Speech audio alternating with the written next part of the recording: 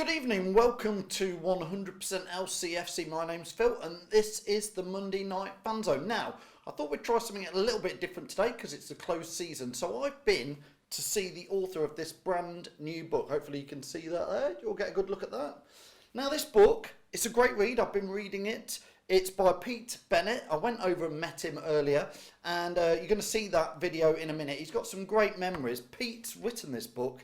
It's called When I Was Your Age. Now Pete is in his mid-70s. I don't think he'll mind me saying that. He's been watching Leicester City since his very own granddad took him down to watch Leicester back in the 1950s. So just think he's been going since 1950s, in the 60s, the 70s, the 80s, the 90s, the 2000s, the 2010s. He's obviously seen it all. He's seen the highs, he's seen the lows. He's seen, as you'll see in the video when we're chatting with him, he's seen the Ice Kings back in the early 60s. He's seen us go to 3 FA Cup finals back then in the 60s. He's seen the Bloomfield Boys in the 70s.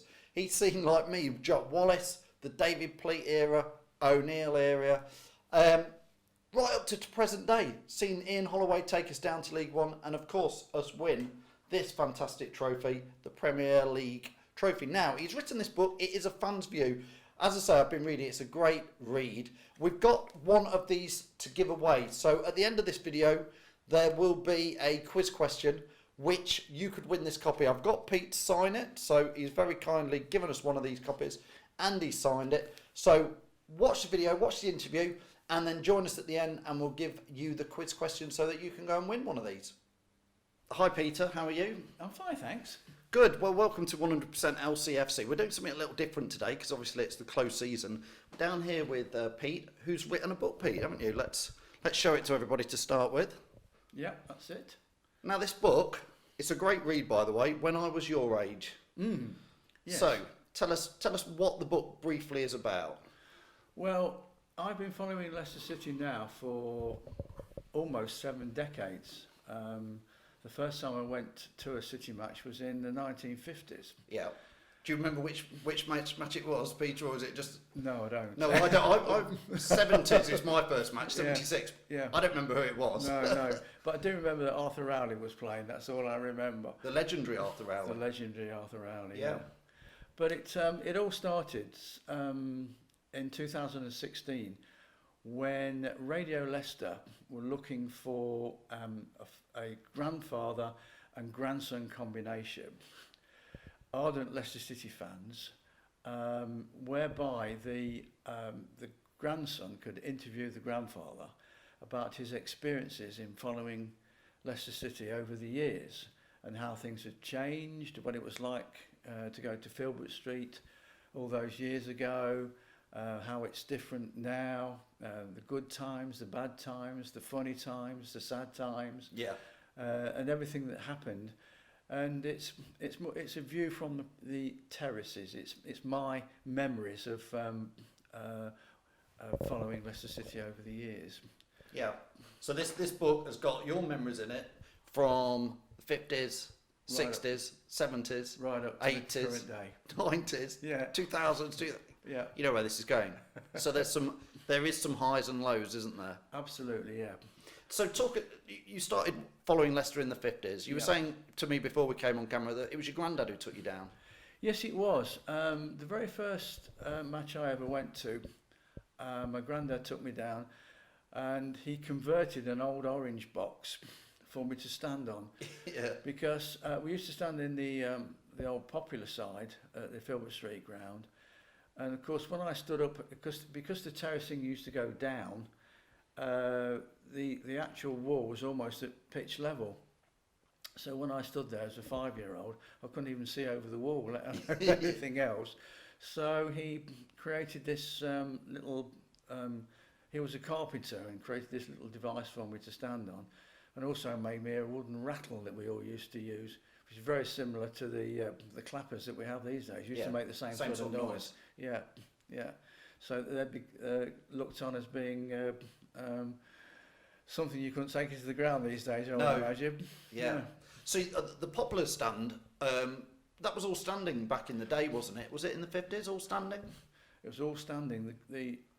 I regularly stood in crowds of 42,000 at Filbert Street, which was their maximum attendance, although the record attendance is 47,000 something, but it was not unusual to be standing in a crowd of 42,000. I mean, the only people that sat down in those days were the rich ones that got season tickets in the stands. In the old members' stand. In the old members' stand. By the time I was going down to Filbert Street in the mid-70s, I went, the popular stand sort of turned into the East stand, and there was seating in there a little bit. Yes. I used to sit in the middle bit as a kid when I went, when I was 5. Yeah. By then, you were saying you'd migrated to standing in the Spine Cop. Is that right?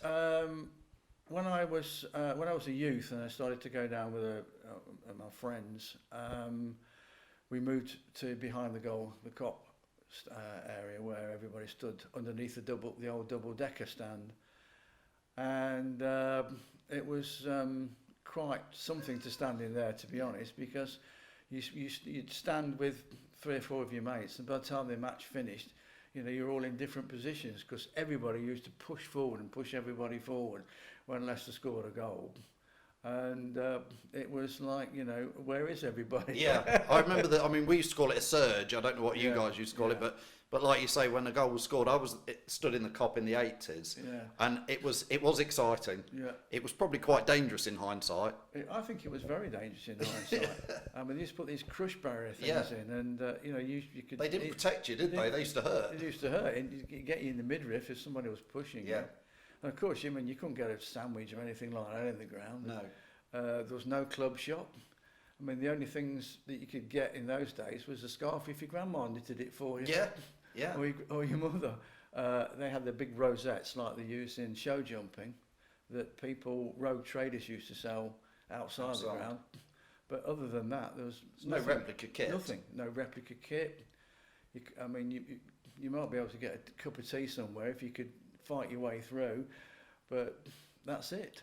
So you've obviously watched a lot of Leicester, and I know we'll come on to the Premier League winning season a little bit later, but before that, what would have been one of the biggest highs? Was it the 60s and the FA Cup finals, or the Wembley finals? Was it the 70s and the Bloomfield Boys? What sort of...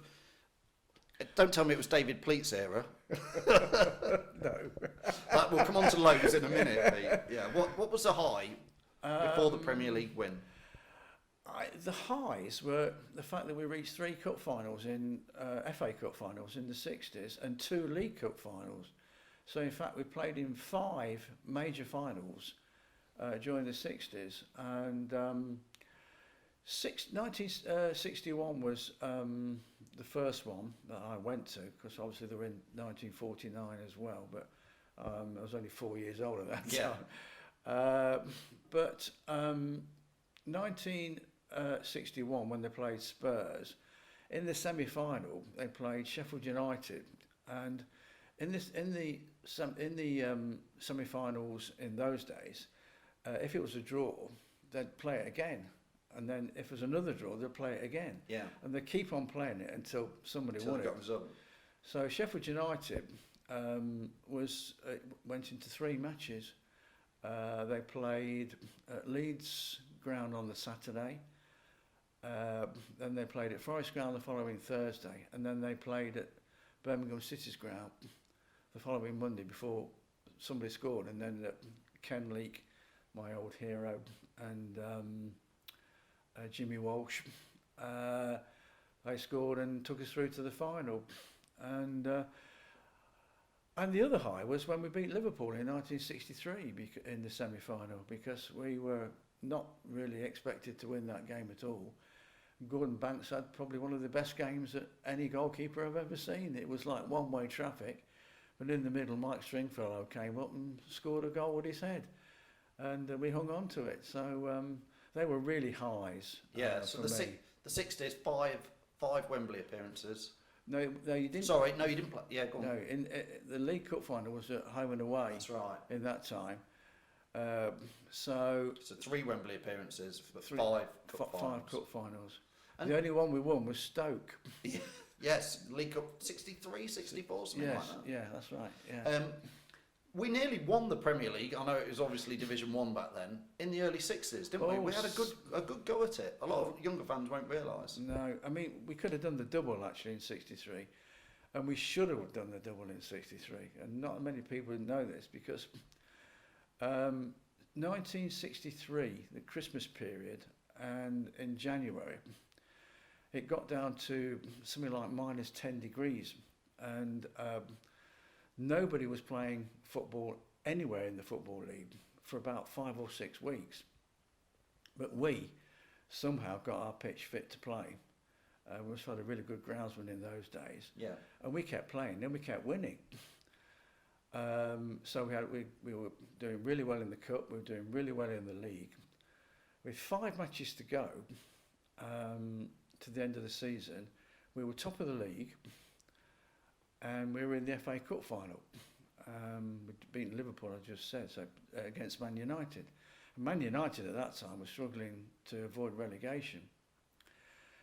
Anyway, for some unknown reason, 5 Leicester City players all sort of like went injured at the same time at that stage of the season. And there's a lot of controversy over that because people tended to think that because it was a real high to play in a cup final in those days, much more than the league. Much more than the league. Players would have given the right arms to play in an FA Cup final in those days. So there was a feeling that some of the Leicester players had feigned their injuries and weren't really injured. They wanted the FA Cup final. They wanted the FA Cup final. Whether that's true or not, I don't know. But anyway, what happened, we got 5 reserves came in, and we only took 1 point from the last 5 matches, and Everton finished up winning the league. And because these players came back in 5 weeks later into the FA Cup final, they weren't match fit. They weren't sharp. No. And we were red hot favourites to beat Man United that year, and we lost that as well. Yeah. So it was a real disappointment that, but we could have easily done the double. So a lot, like I say, a lot of younger fans, obviously, been following Leicester a lot more recently, haven't seen what you've seen in the 60s and the 70s. The Bloomfield Boys was exciting and didn't deliver really, did they? Quite on the. Well, they didn't get to the cup finals quite. No, but I did like the Bloomfield team, and I liked Jimmy Bloomfield because we had a lot of characters in the team in those days. He brought all his sort of Cockney flair mates, and we had a lot of flair. Frank Worthington and Keith Weller and John Samuels and Birch, they were all in the team, and good quality all round that team. Good quality, and the philosophy was if they scored 4, we'll score 5. Yeah. And so it was great to watch, but they were never going to win anything with that philosophy, really. No, but they enjoyed it, I think, a little too much. Super to watch. Yeah. I remember players like Steve Whitworth and Bobby Smith, obviously, workhorses who were quality though, weren't they? Yeah, they were. Yeah, and yes, there were some really good players in Jimmy Bloomfield's team, and of course when you get up to Bobby Smith, I think you get more towards Jock Wallace era. Jock Wallace era, yeah. And Young E. And Alan Young, yeah. Gary Lineker, obviously. Yeah. These players, which sort of then, I'm going to lead, we've done the good times. What I've already mentioned David Pleat. From my memory, David Pleat, I can see your face, was, again, a lot of the younger Leicester fans won't realise, I remember going to Filbert Street where there was, I think, 7,500, 8,000 fans in the ground watching the home matches under David Pleat. Yeah. That, for me, is some of the bad times. What do you feel was some of the dark days for Leicester? Well, I think, you know, as you say, David Pleat, we got relegated. I think it was David Pleat we got relegated under, wasn't it? We did. I mean, we did, obviously, we remember we did the one season in League One. That's it. Under Ian Holloway. Yeah. So... Yeah. Oh, yes, yeah. But, yeah, I mean, the dark days, really, I think, were, you know, we didn't really do anything much in the 80s at all. 90s, we actually got to the Wembley about 6 or 7 times. Yes. In 10 years. Yeah. With the playoff finals. With the playoff finals. Did you go to some of those? Yeah, I went to all the playoff finals and the League Cup finals. And the League Cup finals. It was second home for a while, wasn't it? Wembley. It was every year. It was nearly every year. Yeah. So I think the dark days were during the 80s and the FA Cup finals as well. Really. Yeah. 69 was a disappointment too. The Man City game. The Man City game. But I think my biggest disappointment was that 61 cup final, when I think we could have won that as well. Yeah. We had a centre forward called Ken Leak. He was a Welsh international. He was a fantastic. It was a bit like the modern day Vardy, to be honest. Put him in front of goal, he'd stick it in every time, and he scored in every round of the cup up to the final. Come the final, he was dropped by Matt Gillies, and nobody ever found out why. It wasn't because he was injured, and the following season he was sold on, and that was a real dark day. I think if he'd have been playing, could have won. We'd have won, yeah. And of course, Len Chalmers was City right back, broke his leg in that match, and there were no substitutes. No, so that was a double whammy. Went against us. Yeah. Pete, when think of players, modern players today, you've mentioned Jamie Vardy. We've obviously had fantastic players like Riyad Mahrez recently. Yeah.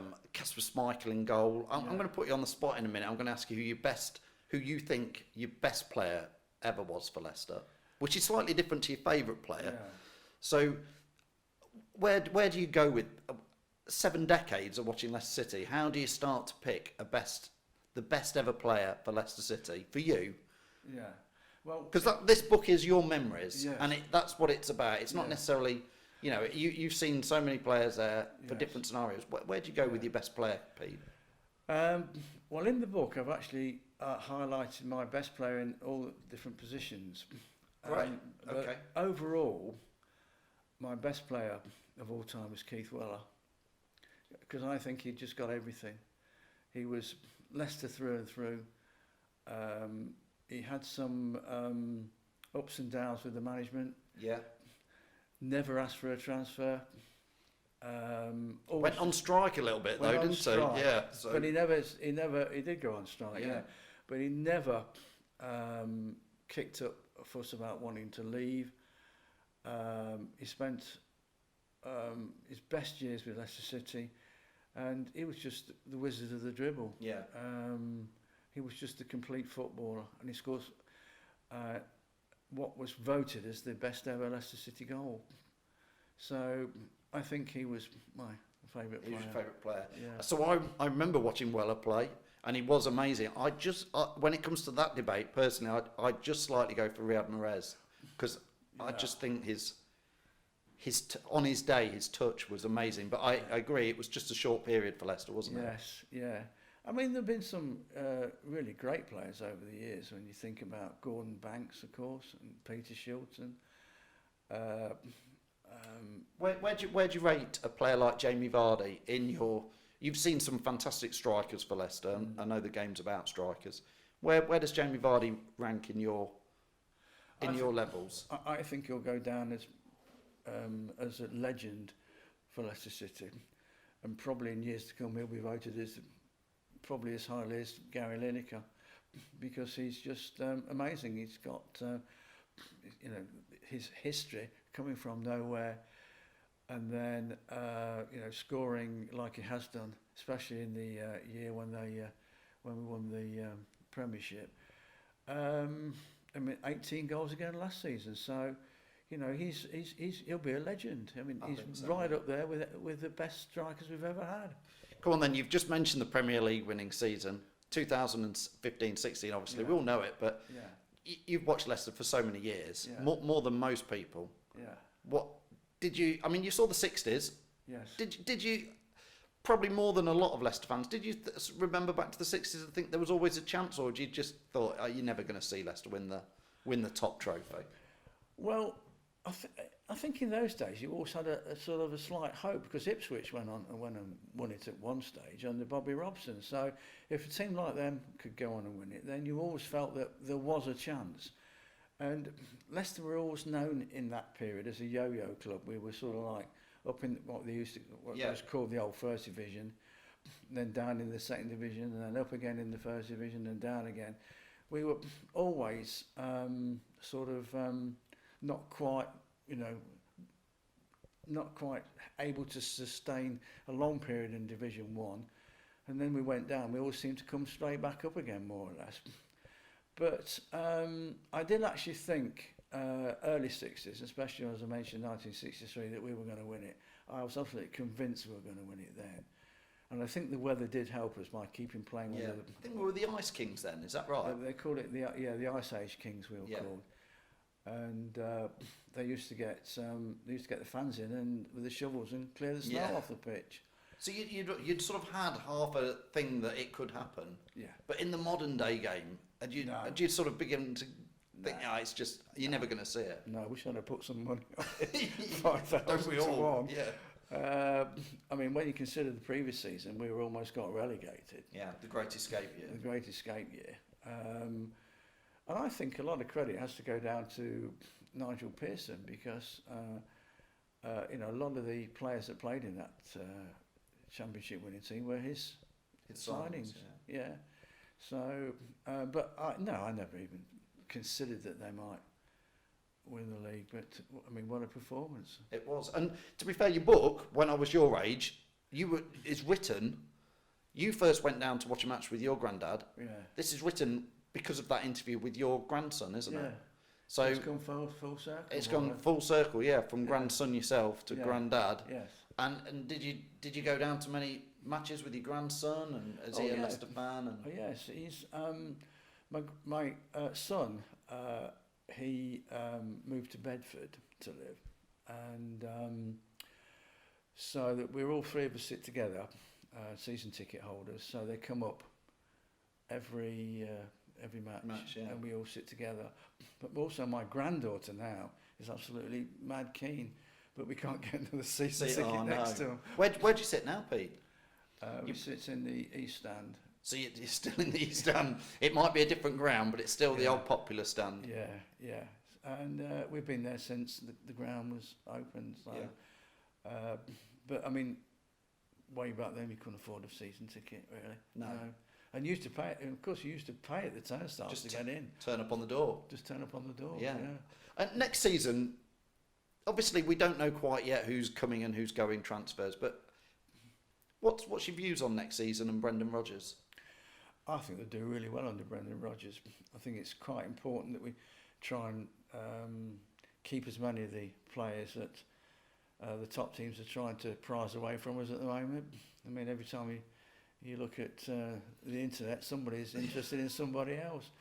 But I think if we can keep the bulk of our good players and add to it, I think we can break into the top 6 next season.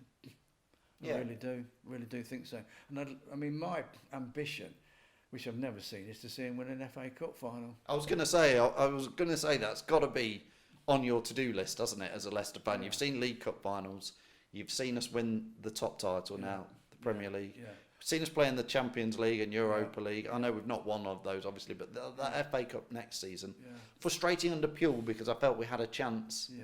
Both the last 2 seasons in the FA Cup, didn't we? Yeah, and if they played the full strength team, I reckon we probably would have. We might have got to the final, I think. Brendan Rodgers has come out and said he's going to take the cup seriously. I'd be quite happy with the League Cup final again, but I know what you mean. Yeah. That FA Cup, it's 50 years. 50 years to the day almost. Yeah. That we were in the FA Cup final. And that's, considering that we're known as a cup side, that's too long, isn't it, for Leicester to not be in an FA Cup final? We were renowned as being a good cup team over the years, and that seems to have faded away somewhat. But I mean, the fans want the club to take the cup seriously, don't they? And that's not just Leicester fans; that's all fans. Yeah, I mean, it just seems to have got relegated down the pecking order, really. Champions League everybody wants now, isn't it? But as I've said earlier on, years ago, it was an absolute honour for a player to play in the cup final and FA Cup final, and everybody, wanted to play at Wembley. And of course, I mean, when you think back on the TV coverage, it was probably the only club match that was shown live on TV, and that was in black and white. Well, yeah, I mean, I remember as a kid, you got up at about 9. Well, you started watching it at 8, 9 o'clock in the morning, didn't you? And it went on all day on the telly. Family used to sit around the telly watching it. It was that big an occasion. But now it seems to have gone down the pecking order. Well, they play a Premier League match on the same day often, don't they? It's the FA Cup, and it just seems wrong. Yeah. Pete, your book here, we must plug it, and we must say that it is available in the club shop. It's just gone in, hasn't it? Yes. Just gone in, and it's going to the club shop. so it's available in there. It's available in there. You can also download it from Amazon. Yeah. Or buy it from Amazon as well, can't you? Buy it from Amazon, yeah. And there is a little bookshop in Kibworth Bookshop in the High Street that also stocks it. So yes, it's hot off the press, and it's there on the shelves now. So it is a brand new book, and it is quite different to a lot of other books because it's not necessarily about one player or a club history. It is about that view from the terraces, which is what we at 100% LCFC is all about the fans' views. Yeah. It's your memories, isn't it? Yes, and I think it'll give you a bit of a giggle as well, some of the things I've experienced over the years. So it'll be a good read. Fantastic. Well, thanks, Pete. Thanks so much for sharing this with us. We'll put links into the video comments below as well so that you can click on it and buy it from Amazon. Or if you're down at the club shop, pick it up. Pete's just took a few box loads down there, haven't you? Yes, this morning, took them down, so it's there if you want to go down and buy it. Brilliant. Well, thanks, Pete. Brilliant memories. It's been great to meet you. Thank you very much. Thanks very much for the interview. Cheers, Pete. So hopefully you enjoyed that. That was Pete Bennett, who's written this book, When I Was Your Age. It is available, like Pete was telling us in that video, at the club shop. There's a link in this post as well to it on Amazon, so pick it up from Amazon if you want it. Good read for the summer holidays. And we're going to give this copy away. He's given this to me, but I'm going to give it away. He's signed it. So a nice little book there. As you can see, Pete signed it. We're going to do a quiz question for this. I'm going to make it fairly back in the day question, but for those of you who weren't around, I wasn't around in 1969, but this is the question. From the 1969, Leicester got to the FA Cup final. That was, people saying, that's the last time we've got to the FA Cup. We all want to get there next season. I'd take the League Cup. We'd all like the FA Cup. We want to win the FA Cup, but Leicester got there in 1969. That's 50 years ago. Which team did we sadly lose to in the 1969 FA Cup final? Pete was there. I wasn't there. I'm not that old, you lot saying that. Pete was there 1969. Disappointing to see us lose that cup final match. But if you can put that, just put it in the comments below. Like and share this video. Put in the comments, who did Leicester City play? Which club was it that sadly we lost to in the 1969 FA Cup final? Pete says that's the match he wants us to vanquish. He wants us to get into next season and win the FA Cup. He says that's what he's got left on his to-do list for Leicester City. He's seen us win the Premier League, the top title. He's seen us play in Europe, the Europa League, Champions League. He's seen us win several League Cups. Wants us to win the FA Cup. And I think a lot of Leicester fans, certainly the older fans, would agree with Pete. So if you want to win this, very simple. Like and share this video. Put in the comments below which team did Leicester City lose to, sadly, in the 1969 FA Cup final. So I hope you've enjoyed that. It's been a different type of Monday Night Fanzone for us this week. Back to usual next week. Join us every Monday here on 100% LCFC. Don't forget, Chappers is live on Wednesdays. Jamie's live from the Fox's Arms on Sundays. As we say, loads of new content coming over the next few weeks, building up to the big kickoff against Wolves at home at the King Power. We've got Anthony Howard doing fan reports from the away matches. We've got Simon Mack signed up to do us home reporting from the home matches, as long as myself and Chappers, Tom, Dipak, Neil, all the usual guys will be doing stuff. So keep following 100% LCFC and we'll see you shortly. Cheers.